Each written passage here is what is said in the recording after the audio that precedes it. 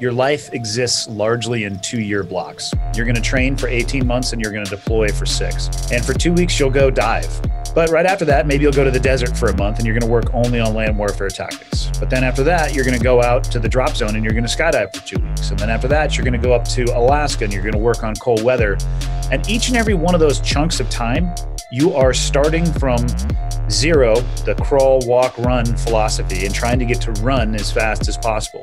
What you need to do to be able to learn is get out of your own way, put aside your bias, and just do what you're told.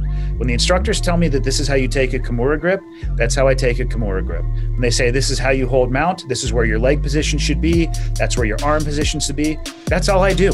I don't try to put Andy's flair into jujitsu, just like I didn't try to make Andy's land warfare tactics when I was in the SEAL community. I understood the tactic and I did the tactic. I would go in and the guy would say, hold your gun like this, and I would hold it exactly like they said. Execute the drill like this, and I would execute it exactly like they said. And the best thing that you can do when it comes to learning is just get out of your own way and do exactly what you're told.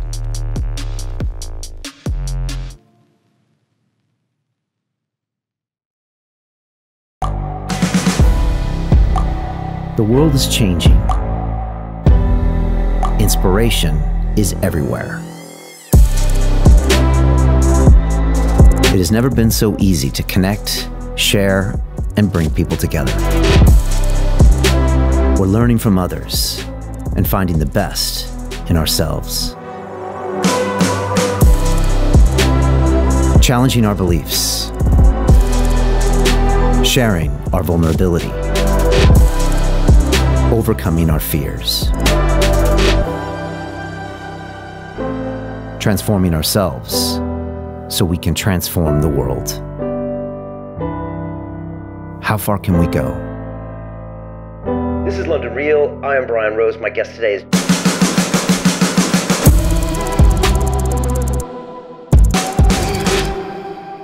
This is London Real. I am Brian Rose. My guest today is Andy Stumpf, the American Navy SEAL, broadcaster, and base jumper. You enlisted in the Navy at age 17 and later joined SEAL Team 6, the most elite counterterrorism unit in the military. Over your 17-year SEAL career, you served in Iraq and Afghanistan, completed 10 deployments, and executed hundreds of combat operations. For your service, you were awarded 5 Bronze Star medals, the Purple Heart, the Joint Service Commendation Medal, 2 Combat Action Ribbons, and the Presidential Unit Citation. You are a skydiver and base jumper, and in 2015, you set 2 world records, jumping from 36,500 feet and flying over 18 miles in a wingsuit in order to raise $1 million for the Navy SEAL Foundation. Andy, welcome to London Real. That was pretty good. Thanks for having me. Look, it's great to have you, Andy. I'm so glad we could do this. I've been kind of just paying attention to you for some time now, and there's a lot of fascinating things you do. As far as where to start, I mean, so many places to start, but you strike me as a different kind of Navy SEAL, and maybe you can tell me if I'm off here. You know, because I've heard you at times say, it's almost like you say, you know, look, Navy SEALs aren't superheroes. I've just been trained to do this job really well, and we do it really well. Whereas a lot of other SEALs, and I've had a few on, I don't know, I always feel like there is this superhero era about it. And you seem to kind of cut through and just say, hey, I can talk about my things, and we're highly trained, but I'm also kind of a normal guy. I don't know, do I get that vibe from you different, or is that you and your personality? You know, I get asked all the time about the SEAL community, and I am always asked about my career. And my take on speaking about my own career, I feel that truly you should be judged by your peers. And I actually shouldn't be able to give you a grade on, you know, if I were to give you an academic grade on my career from A to F, I would give myself a C or a C minus. And now that's not to say that I wasn't surrounded by people who did seem like superheroes, because I personally felt that way. I was surrounded by people who were more physically capable than me. They were much more intelligent and articulate than me. They were better at shooting, at decision-making, at mission planning, at skydiving, fill in the blank. So there are people out there on both ends of the spectrum. You know, the SEAL community is a bell curve. There is a bottom 10% and there's a top 10%, and then 80% or so in the middle. And perhaps you have sat down with more people who are at the top end of the bell curve.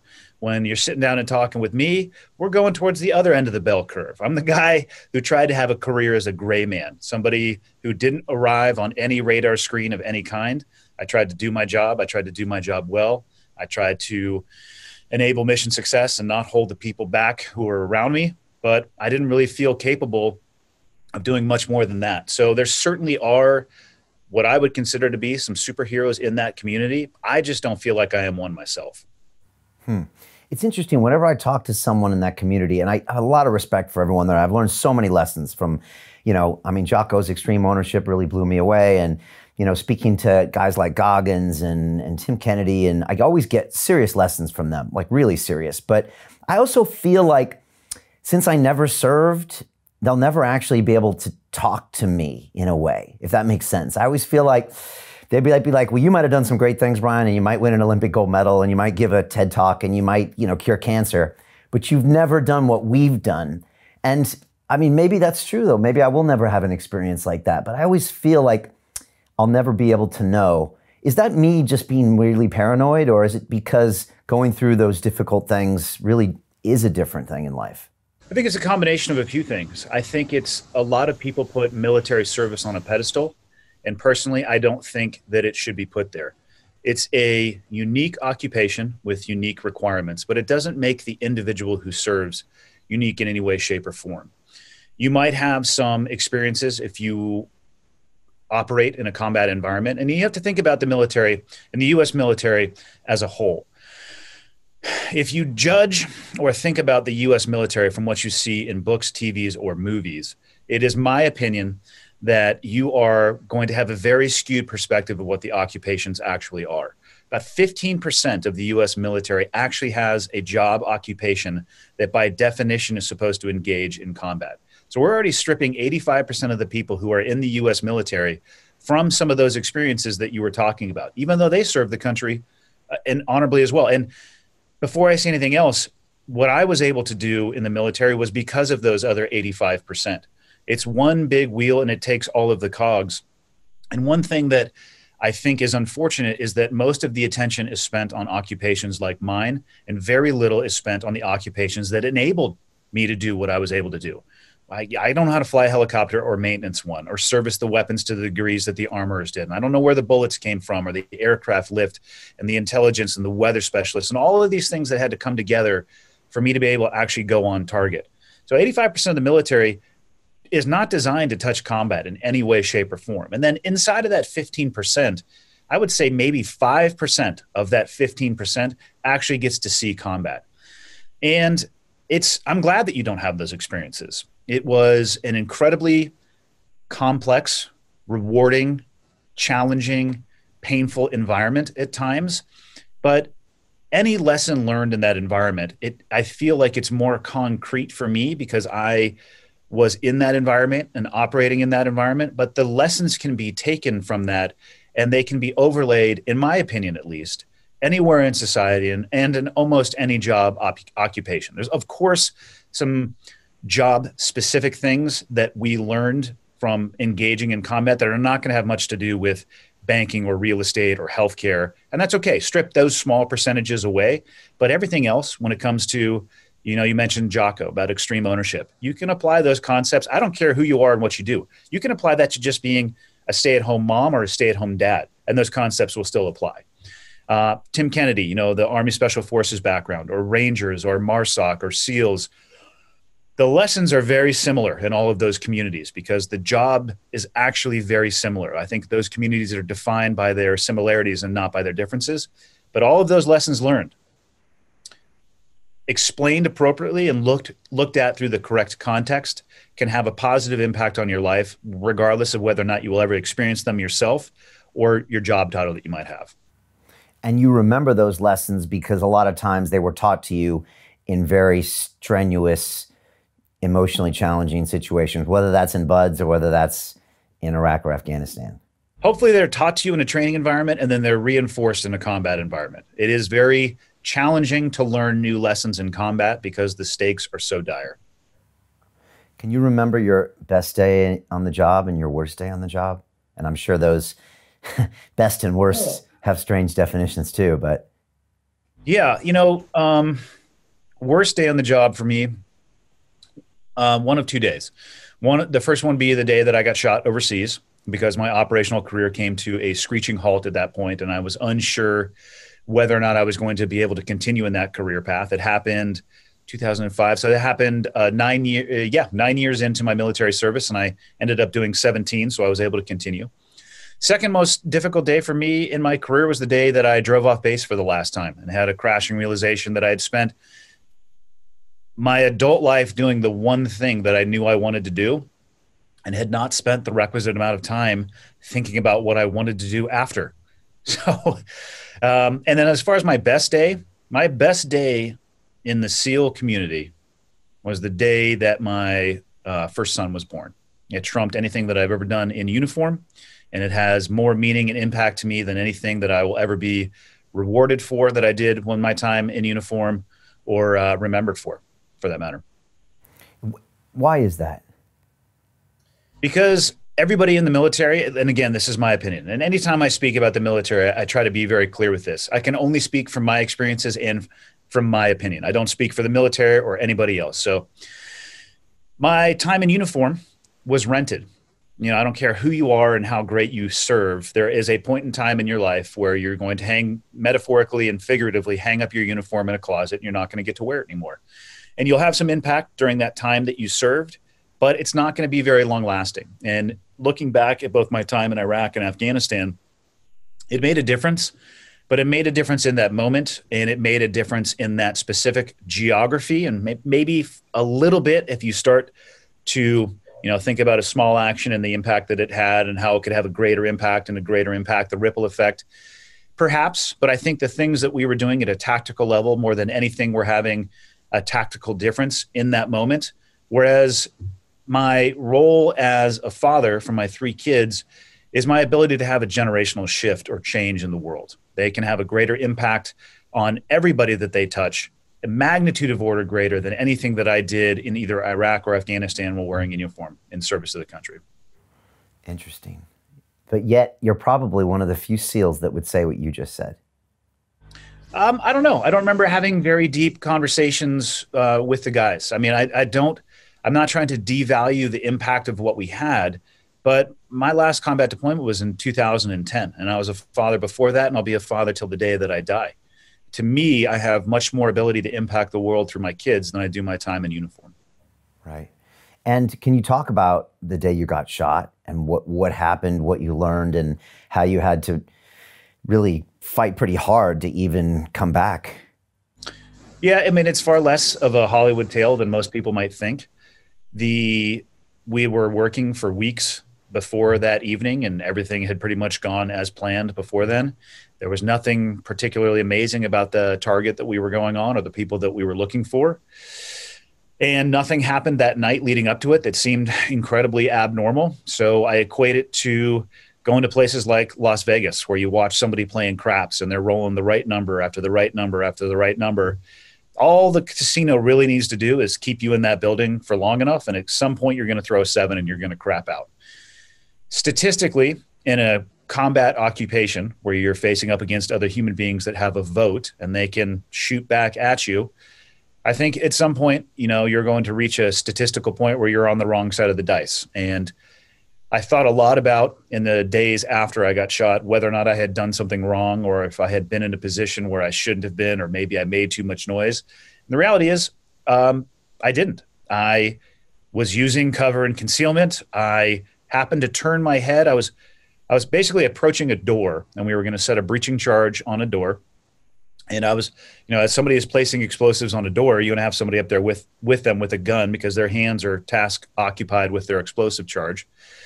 But there was a door behind me, or a window behind me, and before I was going to turn my back to it, I wanted to look in it. And as I shifted my head, somebody shot at me from a window near the door. And it came down to, they saw me before I saw them. They were able to shoot before I was able to shoot back. And it literally and figuratively slammed me on my back. I was medevaced out of the country within 48 hours. I was starting my journey back to the United States. Took a little bit longer than that to get back to the United States. But that wheel of the military, it kept on spinning. I didn't see any of the guys that I was working with in the hospital in Iraq. I got medevaced with another guy that was on target with me. He went a different direction because he was in the Army. I was in the Navy, so we went back to different duty stations. And I got home and I was left to my own devices to try to figure out my own rehab and recovery, because at that time in 2005, in my opinion, the U.S. military was not as prepared as they could have been for the number of casualties and injuries that they would sustain later on. And I don't fault them for that. I just don't think we knew what we were getting into. So I had a lot of time on my own with a lot of pill bottles, and I was in a lot of neuropathic pain. So I went down a rabbit hole a little bit. I don't know if I would call it addiction, but I certainly would call it abuse of the medications that they were giving me. And I think a lot of it was driven because I didn't have a sense of purpose anymore. I didn't know if I was going to be able to operate at the level that I was operating at before. I didn't know if I was even going to be able to stay at the command that I was at before. And the people that I was with, they were still overseas operating at an incredibly high level, which is where I wanted to be. So it was very physically challenging from the pain perspective, but probably even more so emotionally and mentally challenging, and having to deal with all that. And it took me about a year to get my head turned on, correctly reoriented in the direction that I wanted to go. And that actually started for me physically. I just forced myself to go into the gym and start working out. And by physically exhausting myself, I was able to get myself to mentally and emotionally just relax a little bit. And I started sleeping better. And it's kind of a narrative that has stuck with me for the rest of my life. Like, I have to be physical in what I'm doing for an enhanced mental and emotional state. The two are just intrinsically tied for me. But it was a very long path back. It took me about a year and a half to get back on full active duty. And then I went to a training command on the West Coast. I left the command that I was at when I got shot, went to a training command on the West Coast, and then did one more deployment in 2010. So I went from working at a really high level to being at the basement to getting myself back up to a deployable status. Did one more. I think a lot of that was for me to prove to myself that I was going to be able to do it again. And then the time came shortly after that that my body just really wasn't physically able to do the job anymore. Wow. And what were the extent of your injuries? Like, where did you get hit and how did you have to rehab yourself? So the rehab, I mean, there's nothing much that could be done because the injury that I sustained was largely neuropathic. So I got shot in the side of the hip from about 15 feet away from an AK-47. And the round either directly interacted with my sciatic nerve, or the window had some metal rebar in it, and the round probably nicked one of the pieces of rebar because as it was spinning on its way towards me, it was coming apart a little bit. So it wasn't one just bullet hole, it kind of spackled the side of my leg. So the round either clipped or cut my sciatic nerve, or if you've ever watched ballistic gel, as a bullet comes through it, it makes a little bit of a wave as it distorts the ballistic gel. That also could have interacted with my sciatic nerve, but it basically short-circuited my left leg from the point of impact all the way down to the terminating point in my ankle. So I was a hemiplegic for almost a year, which is basically paralysis of one side of my body. And I was distracted during the daytime because I was focusing on whatever was going on in my day. But I would lay down in bed at night and try to sleep, and I felt like my leg was just on fire. The best description is dipping my entire leg in gasoline and then just laying in bed and lighting that on fire. And it was inescapable, which of course took me to, the pill bottles and washing it down with booze, which is not actually resting. That's just passing out. So that didn't help. But there really was no rehab. I was told by far more doctors with far more education than me. I would go and I would ask them, what can I expect? And my answer would be shoulder shrug. I don't know, and I would look at them and say, I didn't go to medical school and I don't know either. So could potentially I get a different answer from you than that? And they would say, 1 millimeter a day and maybe 1 inch a month of regrowth. And hopefully at some point the nerve will start to regenerate itself, but it would need to go from the point of impact all the way down to my ankle, which was a few feet away. And it never really did. It stopped about 2 to 3 inches below the kneecap. So I still have some really bad residual nerve damage in my left leg. Pretty common occurrence for me is to roll my ankle because I have a really hard time with stabilization and muscle control. So the rehab is, I don't know when it stopped becoming rehab and it just started becoming, this is the way that I live my life now. But most people, it's so funny, the human body and its ability to compensate. Most people who don't know that I was shot would never know because my walking gait is normal. And I just kind of know how to guard against physical activities that stress my ankle. And it's not, obviously it's not something I tell people. Like I meet them for the first time, be like, hey, let's have a cup of coffee. By the way, I got shot. So it's not, they might find out a year later, and the most common response is they're shocked that I actually sustained that injury, because I'm able to live a very fulfilling life and be as active as I want to be. And you redeployed even with that injury. I did, but it got a little bit touchy towards the end of that. You know, like I said, my ankle rolling and the stability in my ankle is difficult enough for me as it is with just my body weight. And you start adding 60, 70, 80, 90, 100 pounds of additional body weight, you know, that lever that's getting torqued on gets worse and worse and worse. So that deployment, I was able to nurse my way through that, even though there was some pretty catastrophic rolls of my ankle. But I don't think I would have been able to continue on past that. What would have happened is I would have been a physical liability to everybody else that was around me, and I wasn't willing to put that risk on top of them. Wow. And on top of that, you're dealing with this strange situation, like you said, where you've got nobody from your unit, you're home, you know, dealing with your injuries, nobody to talk to, probably no therapy, whether it would have helped or not. I mean, that's a very strange situation to be. And also back at home in America, you know, all of a sudden, it just, I mean, that must be a very strange place to be. It's hard to describe. You know, you're geographically, you're in a different place. You go from being on a very kinetic target to being back in your house within 4 to 5 days. Young child at home at the time. My wife at the time was pregnant with our second child. It's a jolt to the system, but it's also a jolt to the system that I was a little bit used to at that time, that integration, because it wasn't my first combat deployment.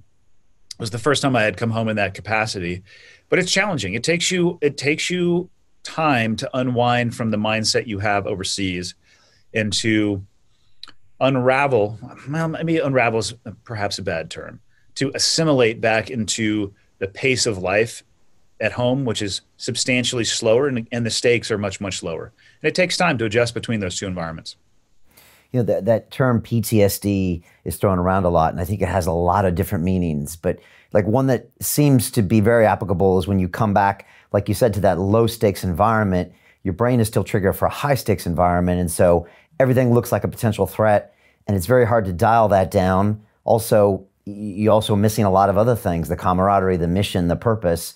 I mean, is that what a lot of PTSD is based on, or is there really a whole rainbow of that?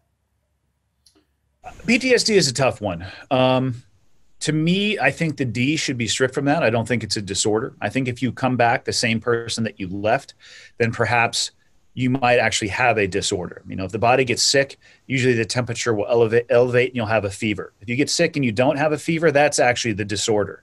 So having something happen to your body and having your body have a reaction to it is a very natural thing. And post-trauma in general affects people very differently, even inside of the SEAL community. There's people that are bothered by very little, and then there are people who are bothered very much by very little. And it's tough to judge, and I don't think you should judge anybody in comparison to anybody else. It's an individual journey. And having said that, though, it's okay. You know, you come back, and it's not like you're looking for a threat around every corner. I think that is a stereotype, again, that largely comes from books, TVs, and movies. You know, you're just used to making different decisions. You're used to making decisions that are much more black and white. Do I take action or do I not take action? Do I pay attention to this? Do I not pay attention to this? And like any situation that you work in, if you worked on Wall Street and then you wanted to become a real estate agent, it's going to take you time to unravel from one and to integrate into the other. Combat and coming home, it's exactly the same thing. And again, there's no timeline that works for everybody. Some people can do it very quickly, and some people will struggle to do it for the rest of their life. And that's okay. And I think that should be expected. You know, I look at war now from a different perspective than I did when I was in. I thought even then that it should have been a measure of last resort. You should exhaust any and all options before committing people to an environment where lives can be taken, both American lives and the lives of people in the country that we're going to fight in. Because if you do so, if you touch war, war will touch you back. And that's the bottom line. And if you're going to commit your people to an environment where they are going to touch war, you have to be able to accept the long-term consequences of the impact it will have on their life when they come home. Yeah, Jock always says that you have to have the will to kill and the will to die if you want to go there. And they're very big. Those are big things that you have to really get your head around. And I don't think that's always understood. And now we see these are long-term commitments as well. You have to have those two things, right? The will to kill and the will to die. But you also have to have the will to take care of the people who are willing to volunteer to go do those things. We're living in a time where there is no draft, and that's a very fortunate thing. So we have an all-volunteer force. About 0.5% of the U.S. population is serving in the United States military. Like I said, 85% of them are not going to touch combat directly. Inside of that 15%, a very small fraction is actually going to, and it will touch them for the rest of their lives. So not only do you have to have the willpower to kill or be killed, but the country as a whole has to be committed to what those actions have, what they have globally, and then at an individual level. Yeah, it's much more difficult than just the desire to kill or the willingness to kill or the willingness to give your own life. Yeah, and I feel like Vietnam kind of gave us that amplified version maybe for the first time, where people got to see like that, the big effect, the social unrest, and it just ripped the country apart and ripped other countries apart. I don't know, that's the one that just comes to mind right away. Maybe it also wasn't clouded or, highlighted by a victory in Europe or something as well, where it was like, wow, look what we just did. We got into a really messy thing, and yeah. Yeah, and the current wars that we're fighting as well, there's not going to be a VE day. There's no victory day where we're going to sit down. I don't know how you sit down with an ideology that is a multi-headed hydra across the globe and sign an agreement saying that we're going to stop fighting. It's just not going to happen. So I think we're engaged in essentially what are forever wars. At what scale that's going to be is the unknown, but I don't know how it ever completely stops. Yeah. I appreciate that observation. Tell me about the opiates. I actually had a nice struggle with opiates and an overdose in 2001 that I just started talking about a couple of years ago. And they're a funny drug, because you don't know what's happening to you when you go down that road, and it's very hard to make clear decisions.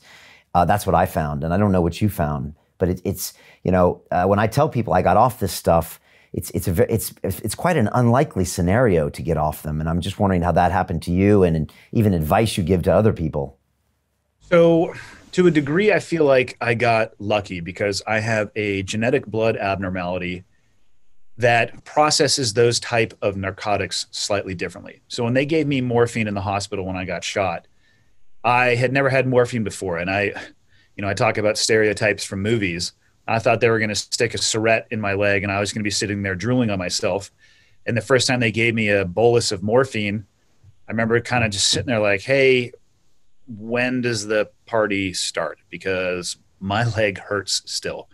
And then they gave me more, and then they gave me more, and then they gave me more, and then they pulled out a spreadsheet that had weight and the amount of morphine that I had. And if they exceeded that point, basically my heart was going to stop. I was going to have a central nervous system suppression, but it really wasn't having an incredible effect on my body. And then talking with my sister, she was the first one who determined that we had an abnormality when it came to processing those type of drugs. And others, actually. They were trying to put her out when they were taking her wisdom teeth, and they gave her the classic count backwards from 100. Most people make it to 97 and then they pass out. And my sister's sitting there 15, 14, 13. She's making it all the way.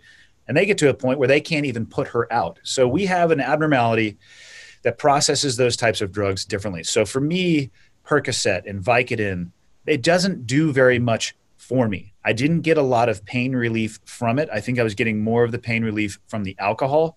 So I didn't get addicted to opiates per se. I got into a really bad habit of combining opiates and alcohol. And for me, it was more the alcohol that was providing the relief. I just happened to have readily accessible in front of me, as many Percocet as I wanted, as many Vicodin as I wanted, as many oxycodone as I wanted. And eventually I ended up throwing them away, and it had no impact on me. So I got very lucky in that respect. So I'm probably not the best to talk about that particular type of addiction. Right. And then you decided to get in the gym and start sweating it out. Yeah. It's funny. I've talked to both Jocko and Tim Kennedy, and Jocko said, get a mission. That's what he said. When you get back, get a new mission. That's his advice to people that struggle with going down destructive routes. And Kennedy said, train,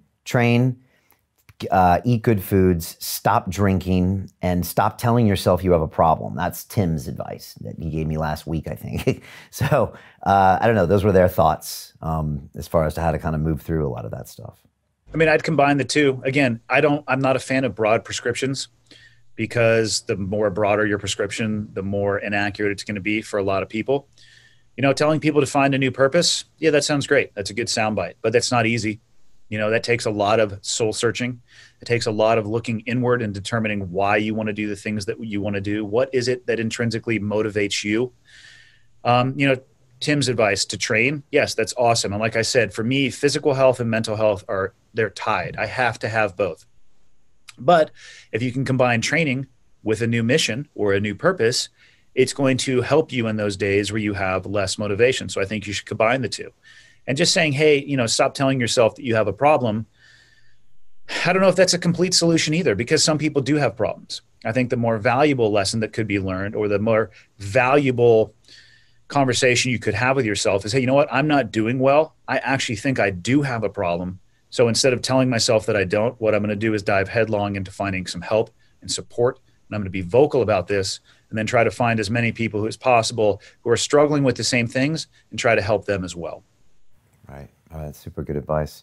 You have a term, I think I've heard you say, that is danger brings clarity. And I think you said that when people asked why you base jump and skydive, but I think you've talked about the times you had overseas where you noticed that danger did bring you some clarity, and it was something that I think you found somehow soothing as well. And maybe that's why you pursue some of these other aspects. Am I getting that right? Or is there a better way to explain that? I'd say you're 95% there. And it's not something that's unique to the military. There have been books written about this. And the most common term that I've heard to describe that headspace is the flow state. And people find it all the time in high level sports, whether that be, I've heard it, ski jumping, for whatever reason, rings that I've heard it true to me. I've heard professional shooters talking about it. I've heard MMA fighters talking about it. I've heard people who publicly speak talk about before they go on stage. It's more than, I don't know if it was caused by the danger, because I've been able to find it elsewhere. A good example would be jujitsu, where there really is no danger. You know, you're simulating murder with a buddy and you've made an agreement you're not going to kill each other. So there's really not that high of stakes. You're not going to die, but you can find that state of hyper focus, hyper attention on just one thing. And I certainly found it overseas though. You know, I would usually find it in a helicopter ride when we were starting to get closer to the objective. And it's just, I would describe it as my mind's ability to pare away the things that no longer mattered in the moment. So I'm not worried about an argument with my spouse, or whether or not there's enough money in the checking account, or the phone call we just had because the washer and dryer are no longer working because of whatever reason. They always seem to fail when you're on deployment, when you can do nothing about it. And then, you know, you get to the 1 minute out, and all you're thinking about is the next thing that you need to do, your actions, what you need to do next, the tactic, the technique, the procedure that you need to execute. And it's an amazing place to be. And I think it's actually a very mentally refreshing place to be, because speaking for myself, I am bombarded, and I suspect most people are every day, with just information, communication, social media, traditional media. And you're thinking about and you're worrying about so much stuff. And I don't think most people even realize they're being bombarded on a daily level. And to find a place where none of that registers, where you have this umbrella up and those raindrops are just bouncing off of it instead of getting in between your ears, is hugely beneficial. It resets for me a lot of my thought process. It resets for me a lot of my emotional process. And I think it's a very powerful place to be. It has impact. I'll go to in 2 hours from now, I'll be going and I'll be doing jujitsu. We do a class and then we roll for an hour afterwards. And that hour for me of just playing the game with another person and only thinking about that, because if you're trying to think 8 moves ahead, you're going to get choked out 2 moves from where you are. If you're thinking about whether or not you have enough money in your checking account to cover your mortgage, you're going to get choked out. I can tell you that right now, because that's happened to me more than once.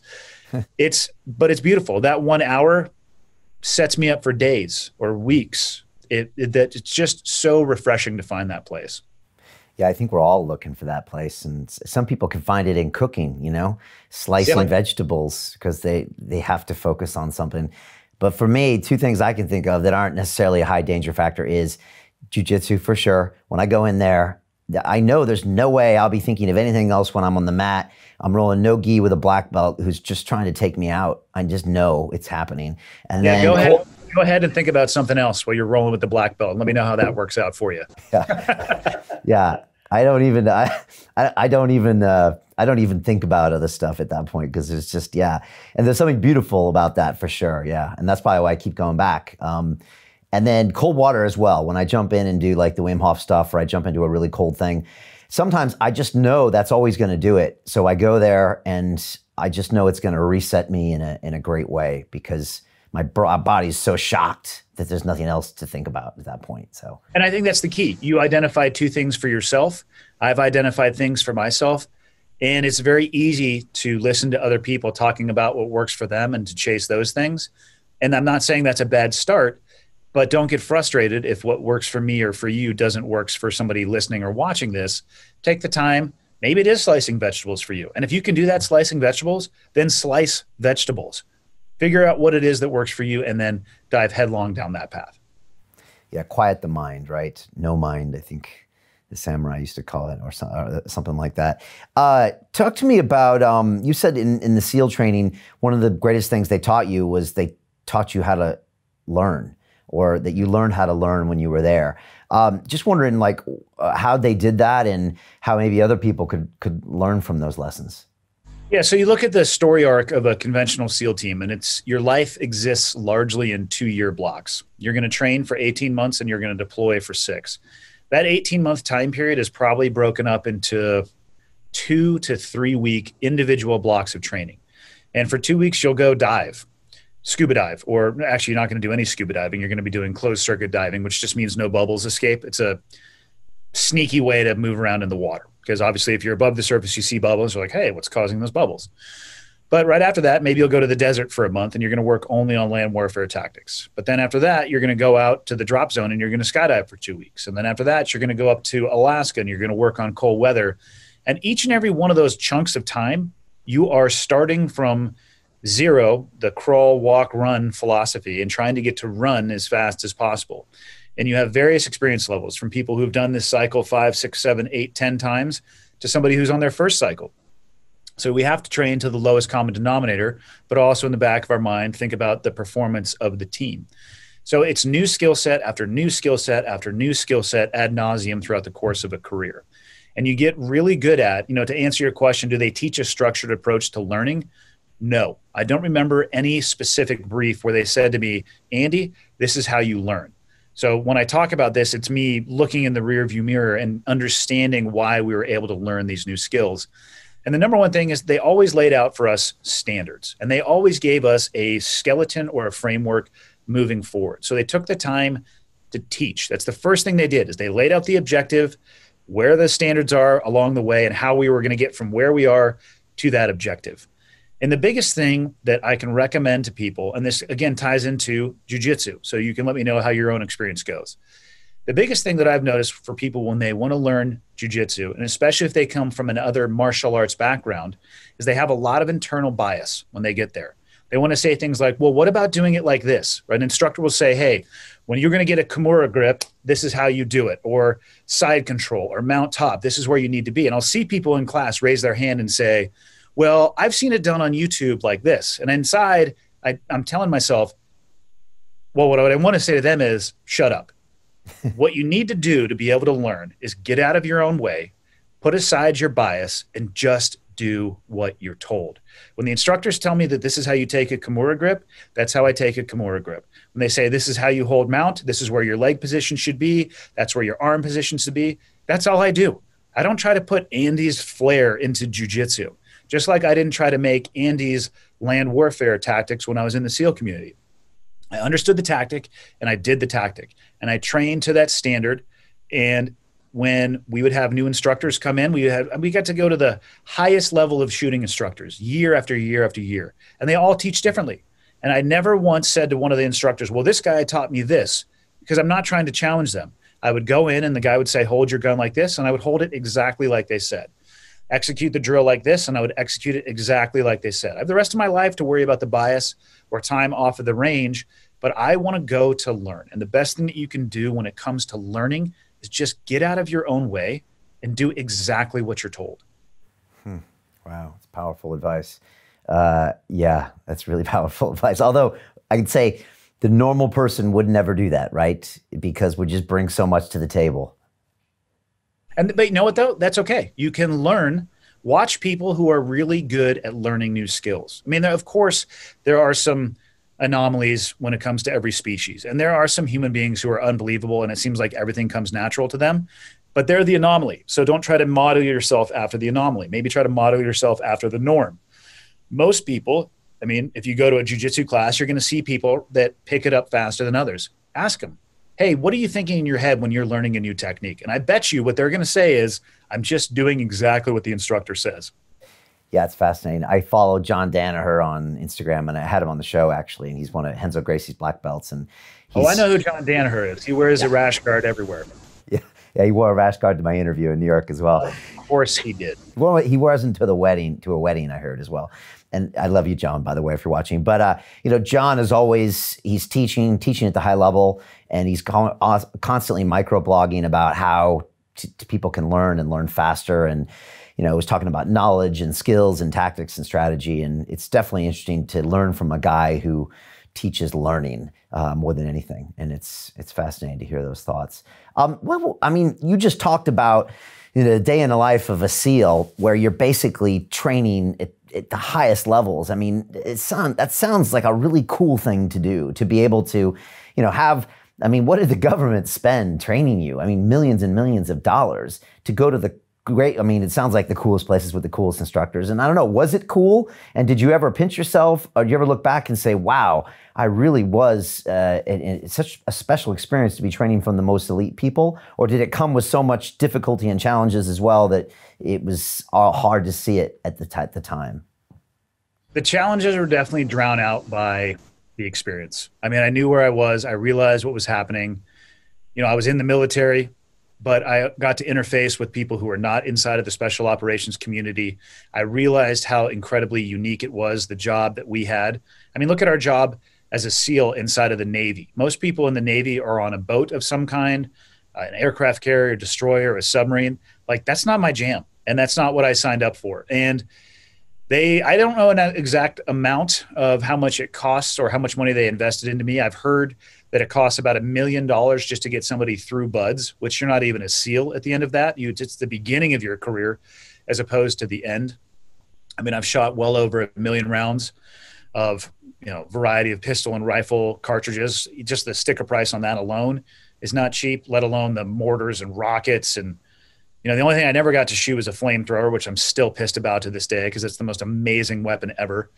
But it was incredibly special. It was amazing. I was surrounded by people that I loved being around. It was everything that I ever thought it could be when I was a young man coming into the community, and then so much more so. And it's definitely highlighted by some pain along the way, but those things are drowned out by the good experiences and the memories that I have.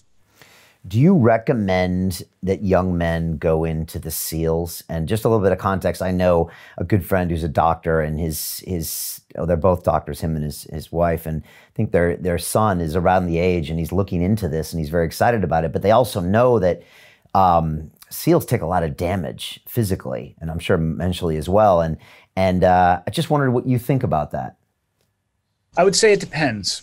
I think the biggest determining factor, and we have to go back because they have to make it through BUDS first, which is a crucible by any definition. The stats are the stats. It's going to have about a 75% attrition rate in summer months and 85 to 90% attrition rate in the winter months, year after year, decade after decade. It just is what it is. So, is a SEAL career damaging to your body? In some degrees it is, but you have to get into that community first. And I think the number one determining factor is why people want to be there in the first place. If they're driven to serve, if they feel like it's a purposeful driven career, your odds are okay, and I would recommend for people who have that desire and passion to serve outside of themselves, that's a good thing. If you're coming there for notoriety, because you want to write a book, because you want to get Instagram followers, you're going down the wrong path. And those things, those desires are going to fall along the wayside when you're more tired than you've ever been, colder than you've ever been, hungrier than you've ever been, and you're on day 3 of a 6-month training program. Yeah, I've heard that as well. I think Jocko mentioned that you talk to the guys like the first day of Buds and why are you here? Because I want to be the baddest ass in the world, or I'm here so my family's proud of me, or I'm here to serve. And he said that does play out kind of as the week goes on. How would you explain Buds to some old lady who's never heard of it? And then how would you say Buds was for you? How do you get through Buds? And finally, is Buds antiquated, or is it the exact thing that's necessary for SEAL membership?